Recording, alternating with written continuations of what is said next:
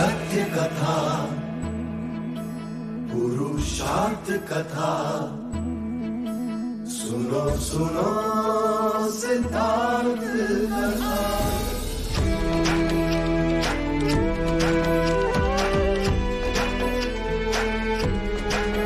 संसार में दुख का कारण क्या, संताप शोक का निवारण क्या। संसार में दुख का कारण क्या, संताप शोक का निवारण क्या। इस खोज में सब कुछ त्याग दिया, हर वैभव से वैराग लिया। वो सृष्टि से संयुक्त हुए, सिद्धार्थ से गौतम बुद्ध हुए।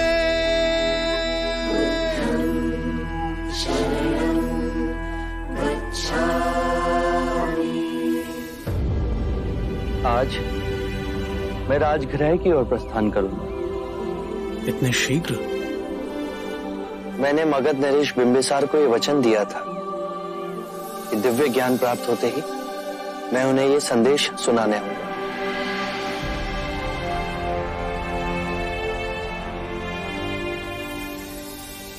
इतनी भीड़ क्यों है?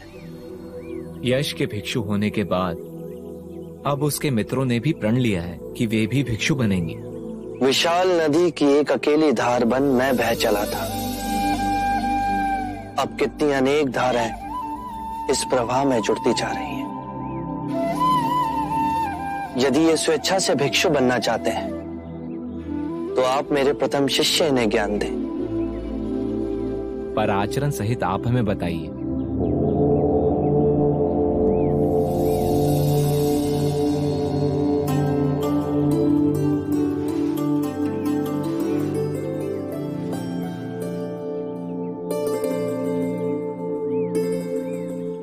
आप लोग अंदर आ जाइए।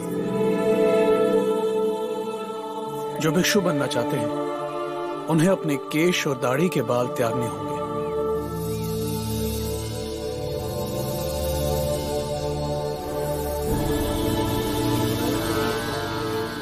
आप गेरुआ वस्त्र धारण करेंगे।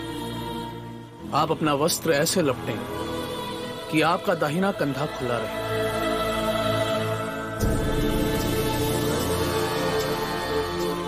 अब आप बुद्धा के प्रथम शिष्यों में से किसी एक से दीक्षा ग्रहण करेंगे। दीक्षा लेने के लिए आप घुटनों के बल धरती पर बैठेंगे।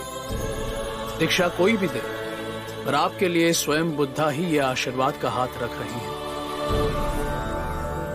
जो दीक्षा ग्रहण करे वो अपने हस्त कमल के फूल की पंखुड़ियों के समान खोल के रखे।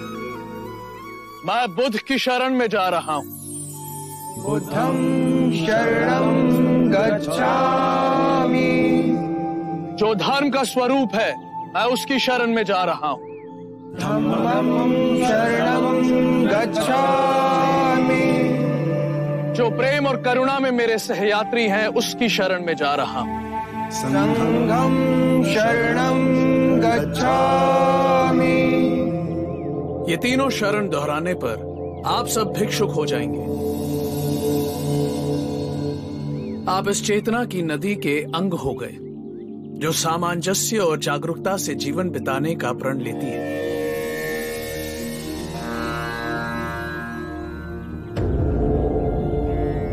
मेरी अनुपस्थिति में आप सबको पूर्ण अधिकार है। आप संघ में और भिक्षुओं को दीक्षा दें। जो भी भिक्षु बनना चाहते हैं और यहाँ आने में असमर्थ हैं, वो अपने गांव में, अपने घर में, अपने परिवार में और अपने मित्रों के समक्ष भिक्षुक बन सकते हैं।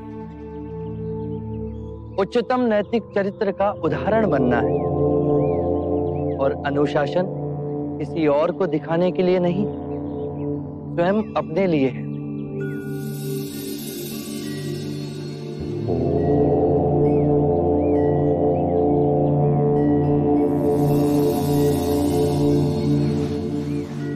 मेरे प्रिय भिक्षु, आज हमने एक भारी बीड़ा उठाया है, मानव को कल्याण का मार्ग दिखाने का। आज हम सब विदा लेते हैं। हम सब अलग अलग दिशाओं में जाएं। एक दिशा में दो ना जाएं। जो परम सत्य मेरे अनुभव से आप सबको रूपांतरित कर गया, वो संदेश जन जन तक पहुंचा।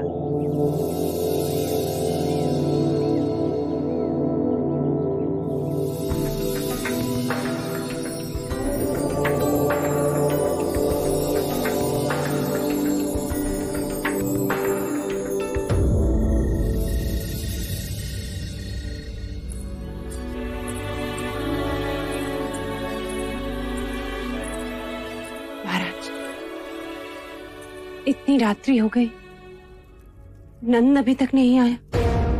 नंद अभी तक नहीं लौटा? इसके पश्चात वो अकेले कहीं नहीं जाएगा। जब भी जाएगा रक्षक उसके साथ होंगे। एक पुत्र खो चुका हूं अब। महाराज, ऐसा ना कहें। आपके उस पुत्र ने आपका नाम इस संसार में उजागर किया है। हाँ, दिया बनकर परिवार में थोड़ा प्रकाश फैला, परंतु उसने संपूर्ण विश्व में प्रकाश फैला दिया।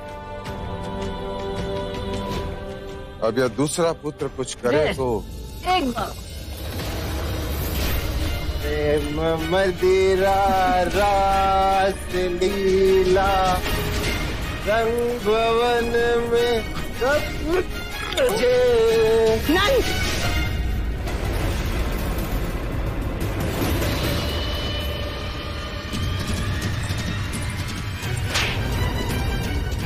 बस।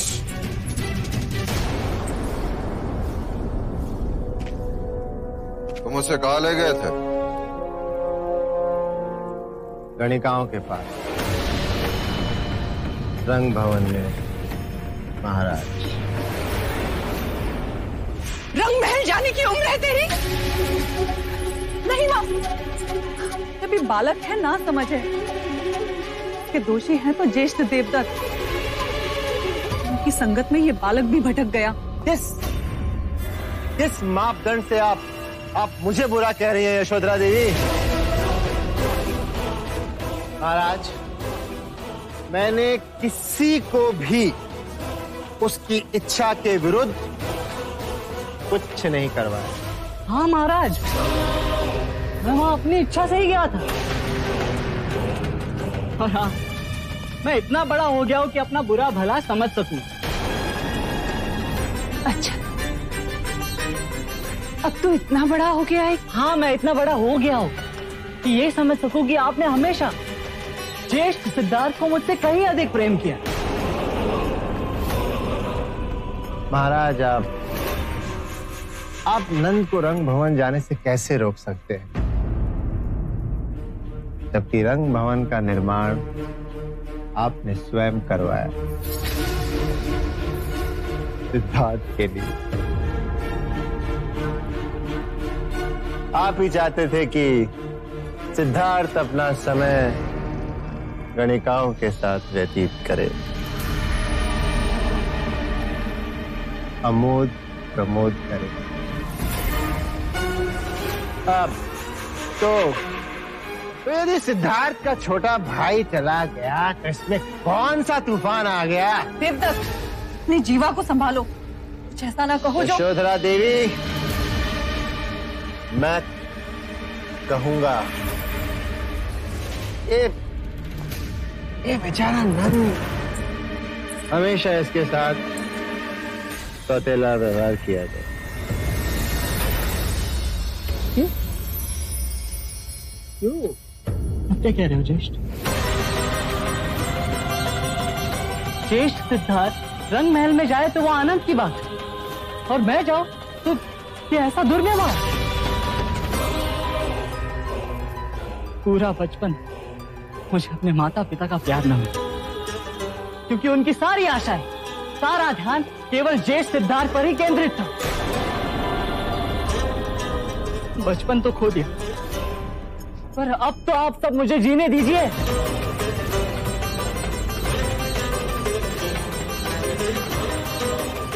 नंद, रुको नंद, रुको।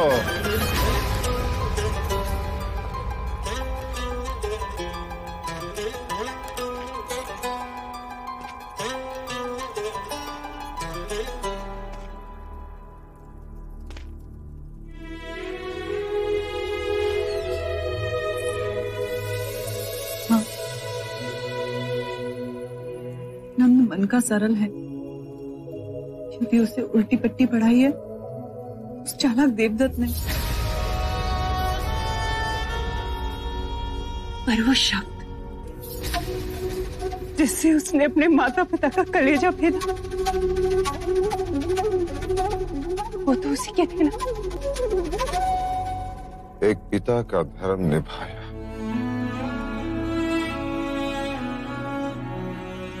परंतु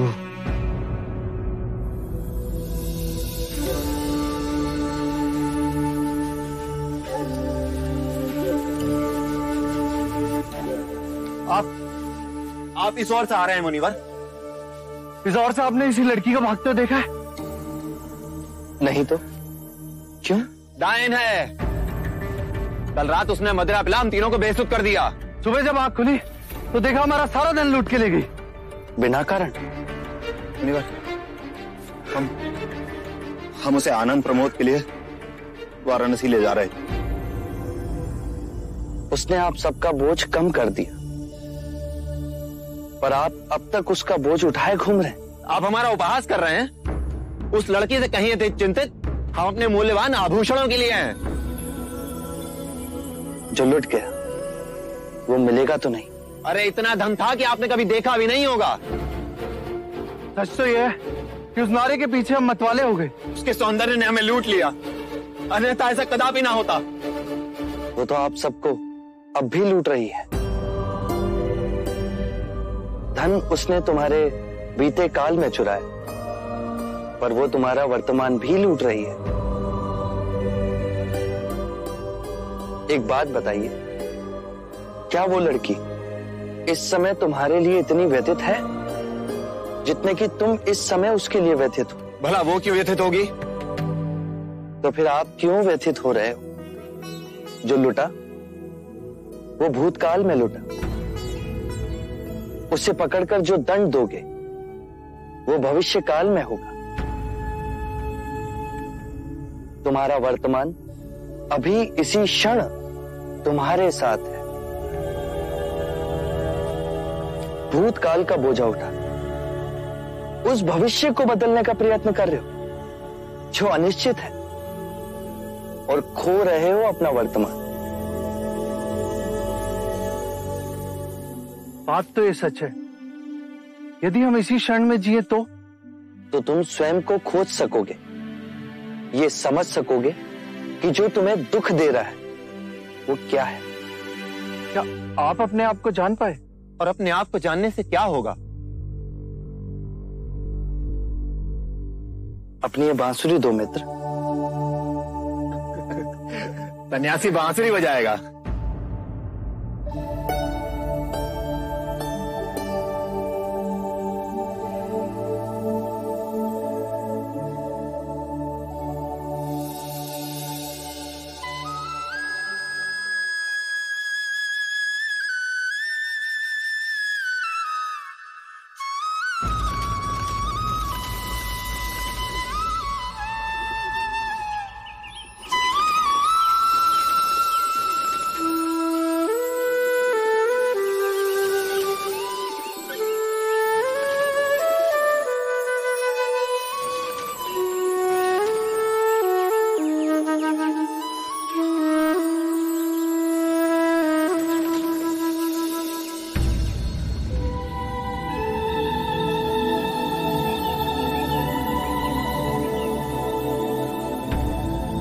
आज कितने वर्षों के बाद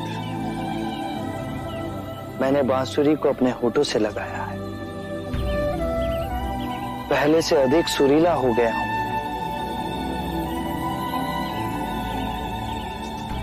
मैंने जान लिया है स्वयं को। यदि तुम बांसुरी मधुर बजाना चाहते हो तो बांसुरी पर इतना ध्यान केंद्रित मत करना जितना अपने वास्तविक सार को पहचानने पर।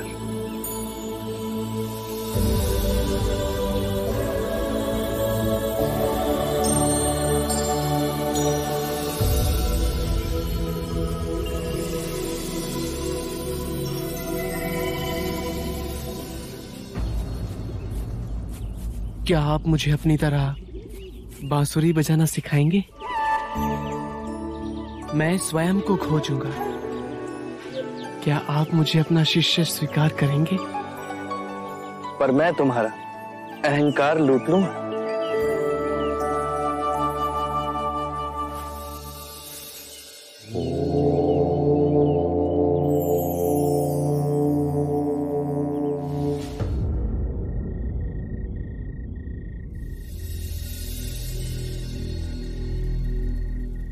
स्वाहा स्वाहा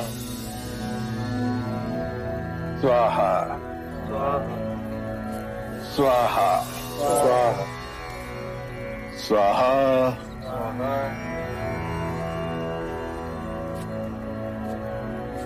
स्वाहा स्वाहा।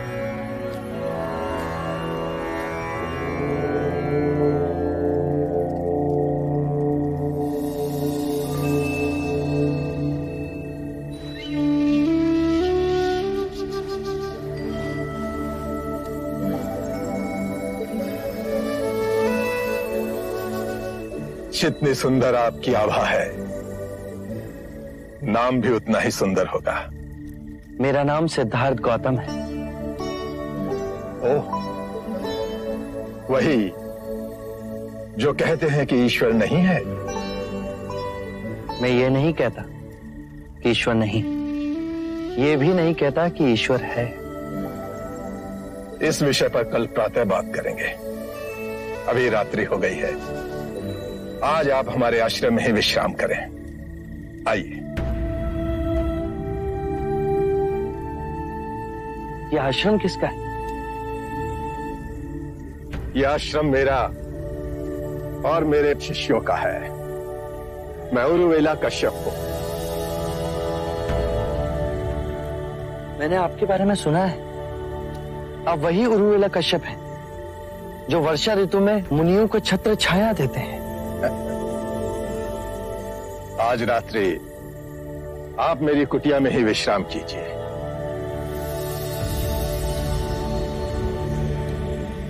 ये लीजिए। मैं पूर्ण ध्यान में बैठ उसके पश्चात ही विश्राम करता हूं। यदि आपकी आज्ञा हो तो मैं इस कुटिया में रात्रि बिता लूं। गुरुजी, वहां एक विषैला सर्प घुसा हुआ है, बाहर नहीं निकल रहा। यदि उसने आपको डस लिया तो? आप निश्चिंत रहें, मैं वहीं विश्राम करूंगा।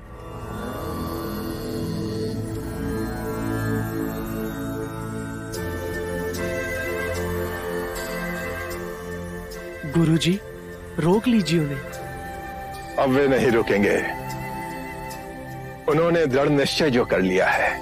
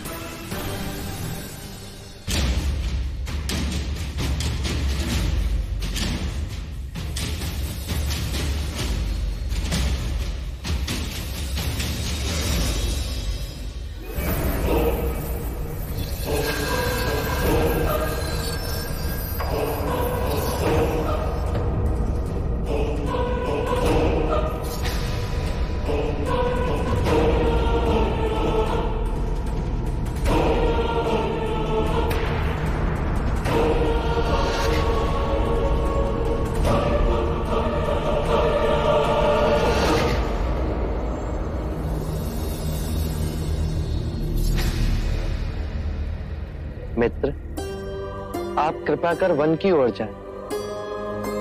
ये स्थान आपके लिए असुरक्षित हो गया है। आप कुछ ना करें, तब भी लोग डरकर आप पर वार करेंगे। यहाँ आपके जीवन को संकट है।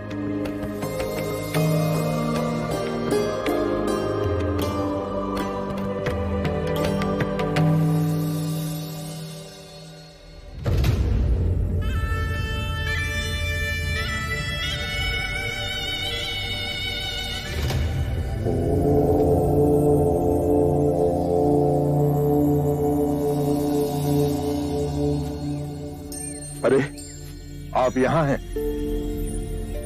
आज जब हम अपने शिष्यों से वार्ता कर रहे थे तो आपको वहां नहीं पाया। मैं वहां उपस्थित नहीं रहना चाहता था। क्यों?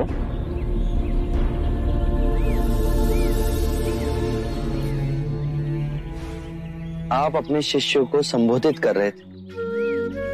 यदि स्वाभाविक कोई प्रश्न मेरे मन में जागता तो आपके शिष्यों के सामने उसे पूछना आपको दुविधा में डाल सकता था।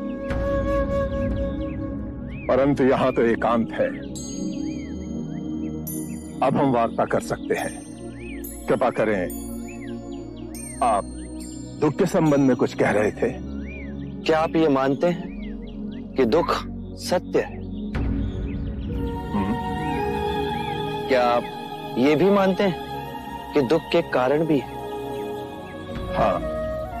यदि कारण है तो दुख तो रहेगा, और यदि कारण ही समाप्त हो जाए तो दुख भी लुप्त हो जाएगा। जैसे सूर्य के प्रकाश से अंधेरा। आप सुनी सुनाई बातें नहीं कहते, अपने गहन अनुभव के आधार पर कहते हैं। आप धर्म और सिद्धांत की नहीं, देखी हुई बातें कहते हैं। आपने कहा कि मुक्ति का मार्ग है अपने विवेक को जगाना और गूढ़ ध्यान में लिप्त हो जाना, जिससे मनुष्य स्वयं को और इस संसार को भली भांति समझ सकता है। परंतु एक प्रश्न है, ये जो सारी विधियां हैं, रीतियां हैं, पूजा पाठ हैं, क्या ये सब व्यर्थ है?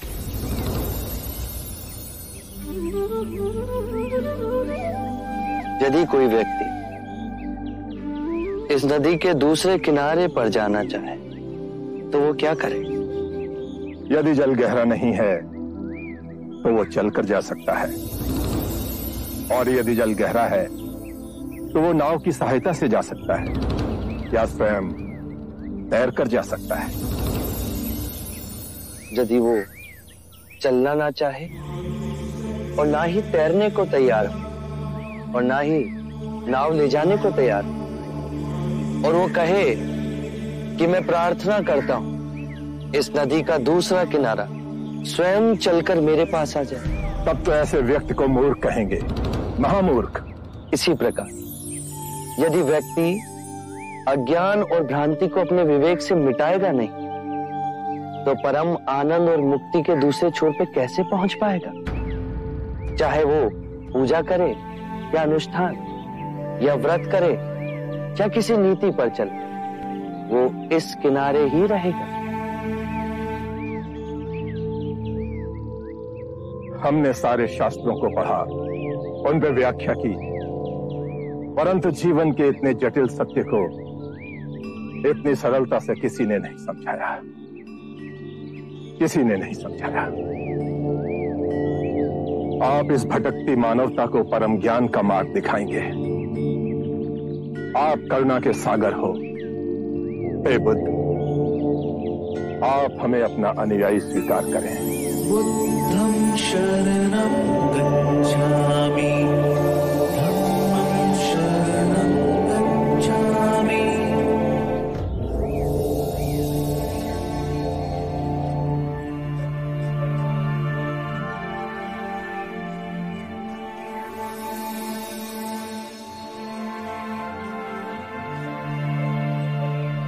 हे पराक्रमी, हे युग पुरुष, आज बुद्ध की शरण में हम आते हैं, आज धर्म की शरण में हम आते हैं, आज संघ की शरण में हम आते हैं। समय की गहरी नदी में इन दीन दुखियों और भटकती आत्माओं के आप ही नाविक हो। घोर अनर्थ हो रहा है गुरुवर्य, घोर अनर्थ। कोई मोहिनी सिद्धि है उसके पास जो अपने को बुद्ध कहता है। इतना अहंकारी, स्वयं को बुद्ध घोषित कर रहा है। उसके जादू मंत्र को देखिए। उर्मिला कश्यप और उसके दोनों भाई अपने शिष्यों के साथ उस पाखंडी के संघ में शामिल हो गए। साधो साधो वेदों को नहीं मानता और पुराण को सर्वथा अवास्तविक बताता है।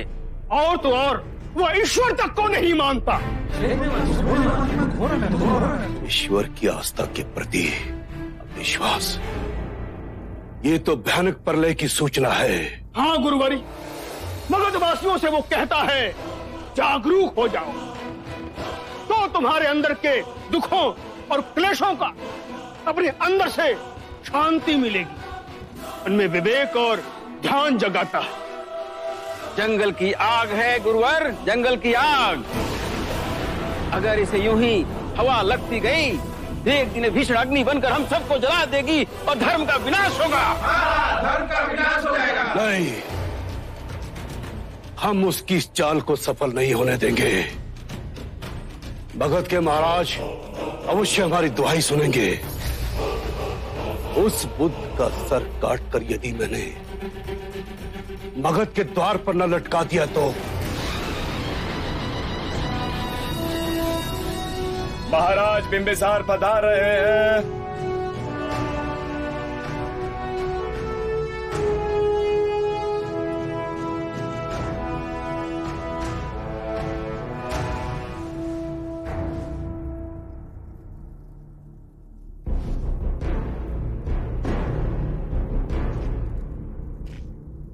महाराज, एक आंधी आपके विरुद्ध भयानक रूप ले रही है। एक व्यक्ति हमारे धर्म और हमारे सामाजिक ढांचे को हिला रहा है। कौन है वो? क्या परिचय है उसका? एक ढोंगी जो ना तो ईश्वर को मानता है और ना ही किसी धर्म। मगधवासियों को बहला फुसलाकर उन्हें अपना अनुयायी बना रहा है। कोई नई विचारधारा का जनक होगा। ऐसे कितने आए और कितने चले गए। शासन का प्रवाह ऐसे छोटे मोटे बवंडरों को अपने आप में समा ही लेता है। महाराज, ये कोई साधारण बवंडर नहीं है। राजनीति शासक जिस संरचना के साथ चलता है, आज वो उसी को चुनौती दे रहा है। ये किसी गहरी क्रांति का संकेत है। यदि उसका शीश उठ रहा है तो उसका शीश अवश्य कटेगा। क्या नाम है उसका? क्षमा चाहता हूं महाराज, आपके मित्र राजगृह पधार रहे हैं अपने अनुयायियों के साथ। सिद्धार्थ गौतम है। महाराज, महाराज आप अपने बहुमूल्य समय को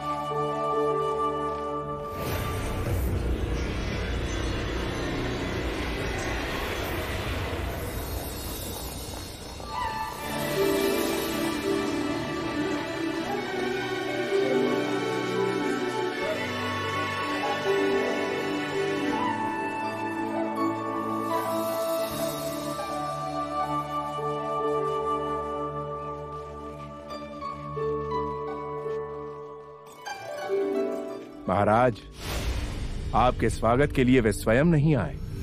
इतना अभिमान।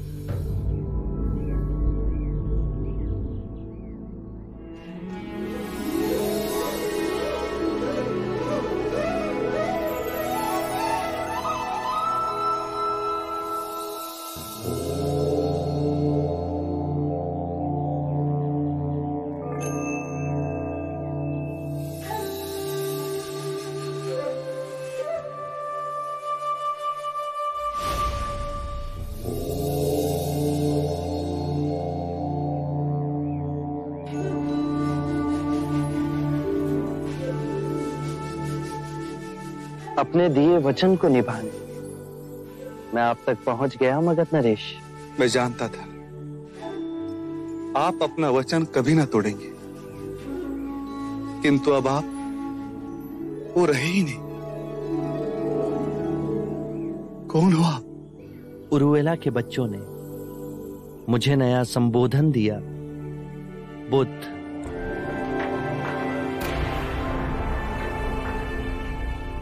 अति श्रेष्ठ। बुद्ध बुद्ध बुद्ध बुद्ध बुद्ध बुद्ध बुद्ध। मैं भी अब आपको बुद्ध ही कहूंगा। सिद्धार्थ से बुद्ध का परिवर्तन अद्भुत है। आपका आभामंडल, आपसे झरता शांति का झरना, आपका अभूतपूर्ण सौंदर्य इस बात की हुंकार दे रहा है कि आप उस परम ज्ञान को उपलब्ध हो चुके हो। और मैं चक्रवर्ती राजा होने के बाद भी निम्न ही रह गया। ये ऊंचता नीचता का विचार ही असत्य है। पहले क्षण आपने मुझे अपनी बुद्धि से देखा, इसीलिए आपको हमारे बीच अंतर का विचार आया।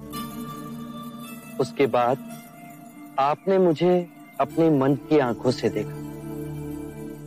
वहां आपकी चेतना विभाजित ना हो सकी। क्या अंतर है आप में और मुझ में? एक ज्ञानी अज्ञानी से पूछ रहा है कि क्या अंतर है उसमें और मुझ में। पृथ्वी और स्वर्ग में क्या अंतर है? पृथ्वी तुम्हारी जड़ें हैं और स्वर्ग तुम्हारी फैलती हुई ऊर्जा। बुद्धि की चालाकी देखो, फिर वो दो हिस्सों में विभाजित कर रही। आप धार्मिक हो या नैतिक? नैतिकता और धर्म अलग है। हाँ, नैतिकता स्वर्ग का प्रलोभन देती है, नरक से डराती है, दो हिस्सों में बांटती है। धर्म ऐसा नहीं करता। तो फिर धर्म क्या है? परम ज्ञान क्या है? केवल अनुभूति। स्वयं को जानो, स्वयं को पहचानो। कोई विचार नहीं, कोई जिज्ञासा नहीं, केवल अनुभव। स्वयं को मध्य में केंद्रित रखो, विरोधों से ऊपर उठो। और जब तुम्हें ये अनुभव होगा तो विभाजित कर देखने के बाद स्वयं गिर जाएगी। जैसे पतझड़ में वृक्ष से पत्ते सूखकर स्वयं गिर जाते हैं। मैं भी इस परम अनुभव को उपलब्ध हो सकता हूँ? अवश्य। हम सब में वही चेतना की नदी है जो सूरज, चंद्रमा, सितारे, आकाश गंगाओं में बहती। परम ज्ञान का द्वार हम सब के भीतर है।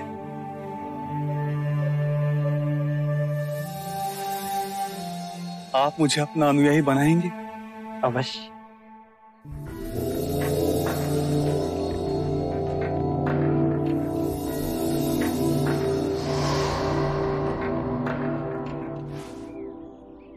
मुझ पर 1 रुपया और कर दीजिए। आने वाली पूर्णिमा आप और आपके सारे भिक्षुक मेरे साथ भोजन के लिए सादर आमंत्रित हैं।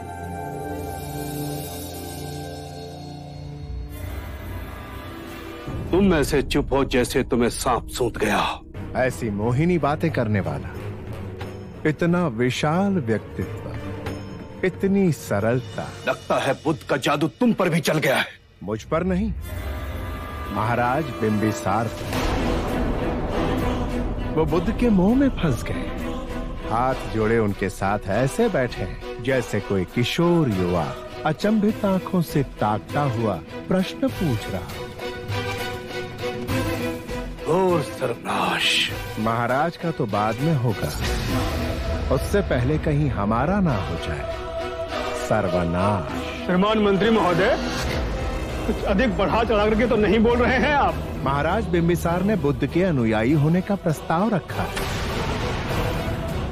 और उनके भिक्षुओं को भोज के लिए राजमहल में आमंत्रित भी किया है। कुलगुरु, आप अपनी चोटी संभाल कर रखिए। कहीं ऐसा ना हो कि ये आंधी, जिसका नाम बुद्ध है, आपकी चोटी जड़ से उखाड़ ले जाए।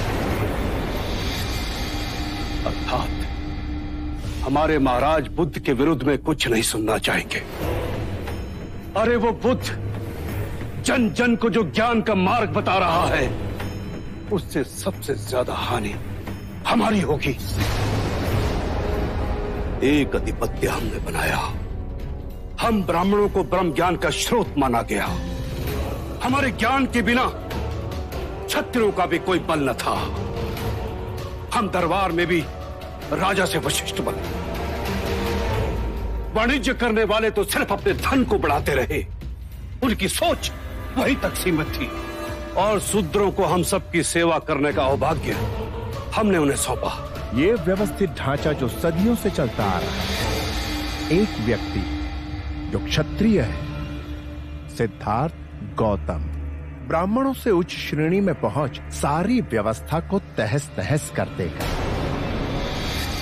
फिर गुरुवरे, हमारे धर्म का क्या होगा? क्या होगा हमारे धर्म का? धर्म तो हम ही है ना। हमारे शत्रु के मित्र हमारे महाराज।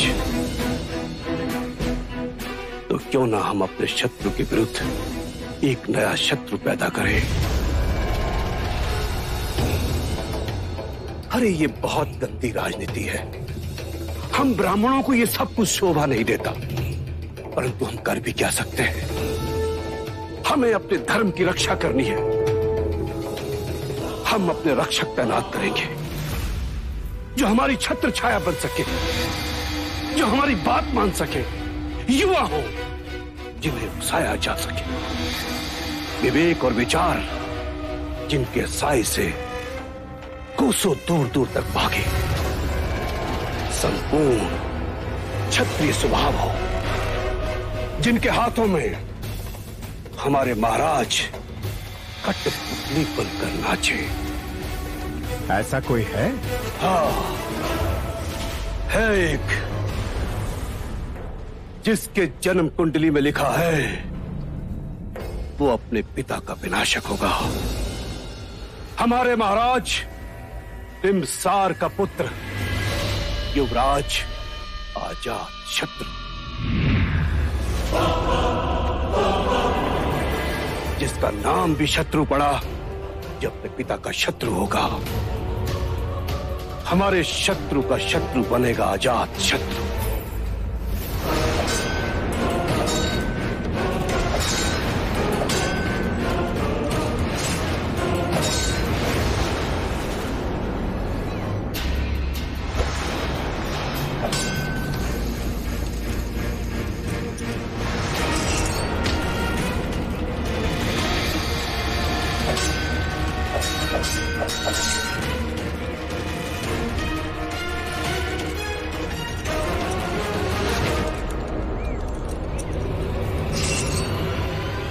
युवराज, महाराज ने आपको ताड़वन में उपस्थित रहने को कहा है।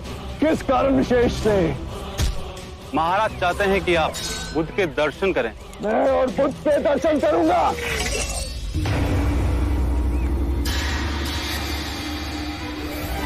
उस क्षत्रिय से जो शत्रक के नाम पे कलंक, जो पलायनवादी, महाराज को भी क्या सूझी।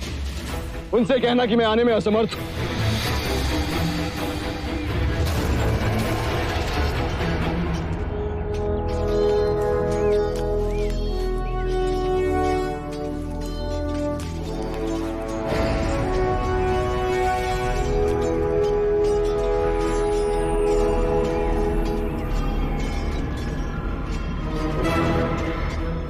आज सूर्य पूर्व से ही उदय हुआ के कुलगुरु, वहां हमारे पिताश्री हमें सन्यासी के दर्शन हेतु बुला रहे हैं और यहाँ हमारे कुलगुरु हमारे दर्शन हेतु आए। युवराज, हम शस्त्र विद्या में कुशल नहीं, परंतु गुणी कुशलता को देखने का आनंद तो ले सकते हैं। हमारी तलवार की टंकार से बड़े बड़े कांप जाते हैं। युवराज, आपके शौर्य की चर्चे भगत से बाहर भी हो रहे हैं। आप केवल हमारी प्रशंसा करने आए हैं अथवा कोई कार्य?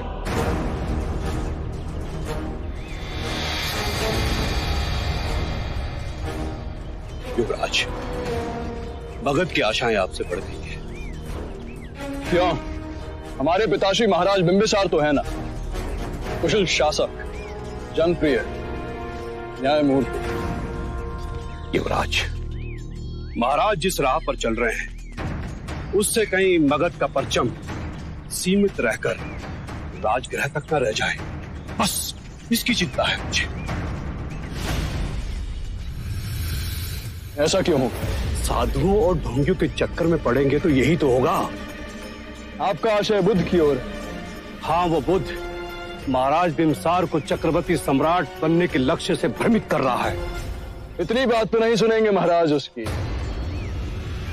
संकेत तो कुछ ऐसे ही दिख रहे हैं युवराज। महाराज बुद्ध के मोहजाल में फंसते जा रहे हैं। कहीं उनकी बातों पे आकर वो हमारे धर्म को अपमानित न कर बैठे।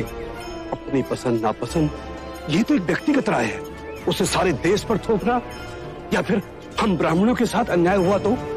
आप कल्पना के घोड़े न दौड़ाएं कुलगुरु। ये आप कह रहे हैं युवराज? अम्रपाली के कारण आपके और महारानी के साथ कम अन्याय हुआ क्या? युवराज, संकट के बादल तो सिंहासन पर भी मंडराने लगे हैं।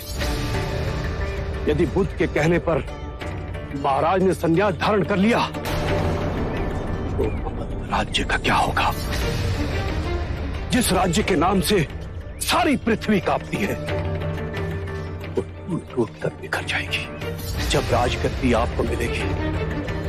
मगध का राज्य चंद गांव के बीच में सिमट कर रह गया तो बस यही चिंता मुझे खाई जाती है। ये तो अनर्थ होगा। इस अनर्थ को रोकेगा कौन? एक क्षत्रिय, एक वीर योद्धा महाबली, वो आपसे बढ़कर कोई नहीं हो सकता। तो मेरा भी वचन है आपको,